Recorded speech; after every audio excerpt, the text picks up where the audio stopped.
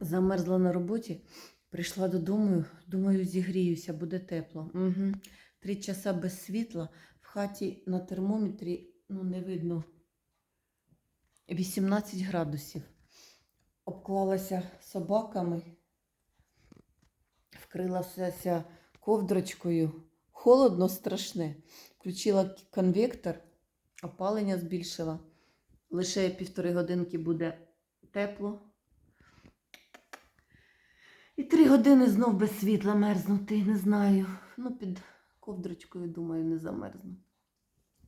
Кучкуємось, гріємось.